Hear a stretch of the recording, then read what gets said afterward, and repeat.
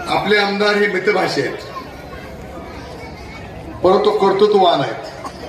खरं म्हणलं तर आमदार ते आणि शिवे खायला मी. जर सालगडी चांगला असला. नमस्कार. संपूर्ण महाराष्ट्रासह आपल्या जिल्ह्यातील व तालुक्यातील ताज्या घडामोडी मोबाईलवर पाहण्यासाठी तेज महाराष्ट्र वार्ताला जर तुम्ही युट्यूबवर पाहत असाल तर फॉलो आणि शेअर नक्की करा. जर फेसबुकवर पाहत असाल तर नक्की फॉलो करा. बदलत आहोत हे त्यांच्या सगळ्या मोहोळवासियांच्या पूर्णपणे लक्षात आलेलं आहे. म्हणूनच एवढा उत्स्फूर्त अशा प्रकारचा जनसमुदाय आज या ठिकाणी आपल्या सत्कार समारंभाचा त्या ठिकाणी उपस्थित झालेला आहे. मला वाटतं पुढच्या 5 वर्षांमध्ये कुठलं काम राहिलंय अशातला भाग नाहीये. आपले आमदार हे मितभाषी आहेत, परंतु कर्तृत्ववान आहेत. पूर्वीच्या काळामध्ये जे कालवा करून सण विकतात त्यांचा फायदा व्हायचा. जे मितभाषी आहेत फुलगे विकायचे आणि जे मितभाषी आहेत ते हरभर विकत नसायचे अशी म्हण होती.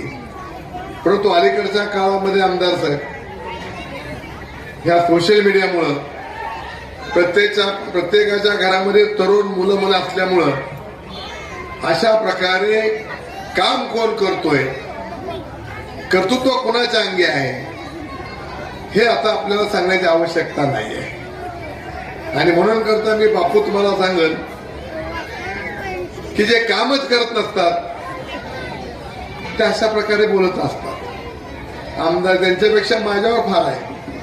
खरं म्हणलं तर आमदार ते आणि शिवे खायला मी.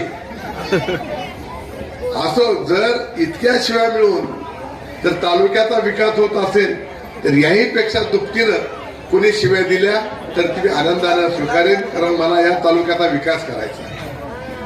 हा तालुका विकसित झाला पाहिजे हे आमचं सगळ्यांचं स्वप्न आहे.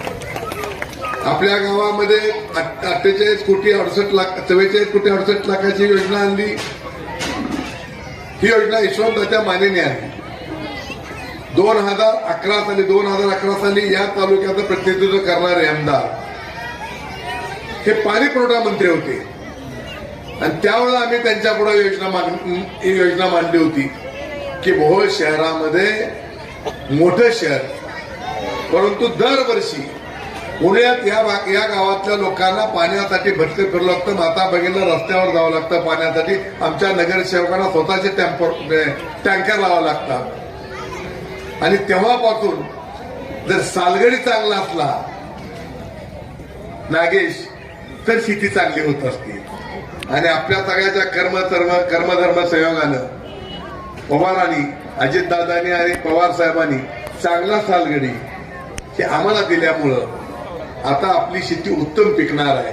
मला वाटतं पुढच्या 5 वर्षांमध्ये आता काम काय राहिलं अशातला भाग नाही आहे. मोहोळ हे प्रगतीपथावर चालणारं गाव आहे.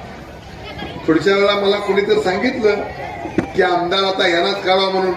माझी बायकून पोरच मला ऐकणार नाही जाता. आमदार जर दुसरा बदलायचा म्हणलं तर माझी बायकून माझी पोरच माझ्या अंगावर येतील एवढे लोकप्रिय झाले. त्यामुळे माझी आता तुम्हाला विनंती आहे की पुढच्या वेळेला मला जशी 3,000 मतं तुम्ही अधिक दिली होती अशोकराव, तशी या वेळेला आमच्या ह्याच उमेदवाराला पुढच्या काळामध्ये अशाच मोठ्या मतानं निवडून द्यावं अशा प्रकारची विनंती मी या ठिकाणी करतो. पुन्हा एकदा